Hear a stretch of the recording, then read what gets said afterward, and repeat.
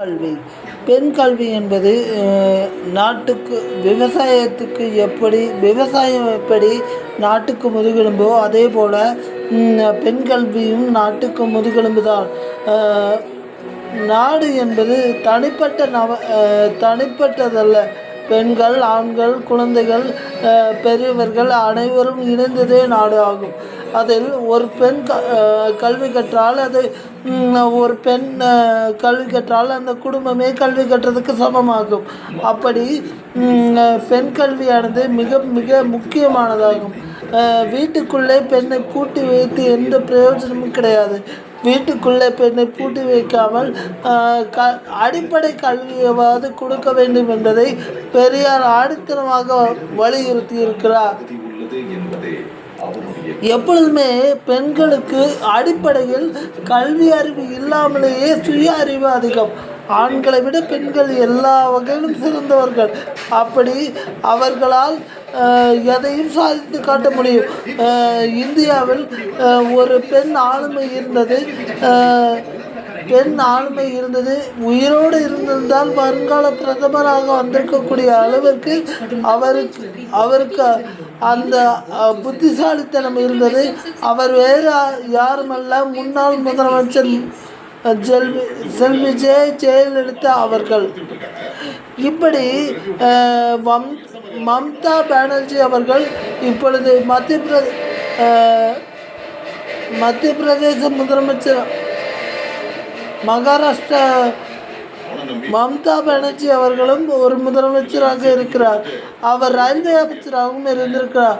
பெண் அரசியல்வாதிகள் இன்று எவ்வளவோ சாதித்து வருகிறார்கள். பெண் அரசியல்வாதிகள் என்றுமே சாதிக்க பிறந்தவர்களாக சாதித்து வருகிறார்கள்.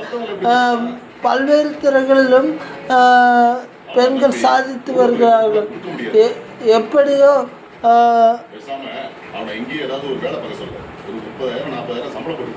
எப்படியோ எல்லாமே நன்மையாக முடியட்டும். பெண்களை மதித்தால்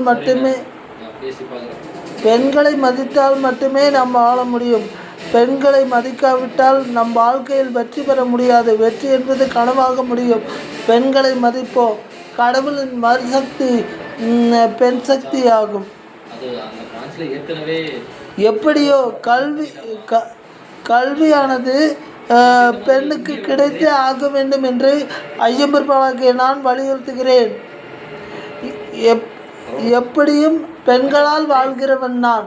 பெண்களால் வாழ்ந்து, பெண்களால் வளர்ந்து, பெண்களால் பதவியில் இருக்கிறேன். இதை நான் ஒரு நல்ல வாக்காவே சொல்கிறேன்.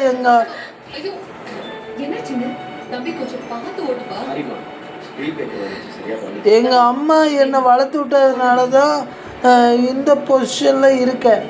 இல்லைன்னா நான் வாழ்கிறதுக்கே அர்த்தம் இல்லைங்கிறது தான் உண்மையான விஷயம். நல்லதே நடக்கட்டும்.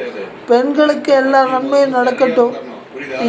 என் வாழ்நாளில் எந்த பெண்கிட்டையும் நான் தப்பான எண்ணத்தில் பழகினதில்லை, பழகவும் மாட்டேன். அது எனக்கு பெரிய பாவமாக அமையும். பெரிய பாவமாக அமையும். நான் அப்படிப்பட்ட கேரக்டரில் எல்லாம் நன்மையாகவே நடக்கணும். எல்லாருமே நல்லவங்களாக இருக்கணும்.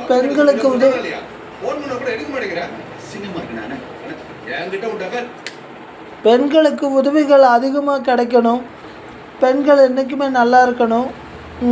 நான் ஊனமுற்றோருங்கிறதுனால பெண்களோட அருமையும் எனக்கு தெரியும். நாங்கள் எந்த அளவுக்கு ஊனமுற்றோன்னா நாங்கள் எந்த அளவுக்கு கஷ்டப்படுறோமோ அதே மாதிரி பெண்களுக்கும் சில டிஃபிகல்ட்டிஸ் இருக்குது. என்னென்னு நான் விரிவாக சொல்ல விரும்பலை.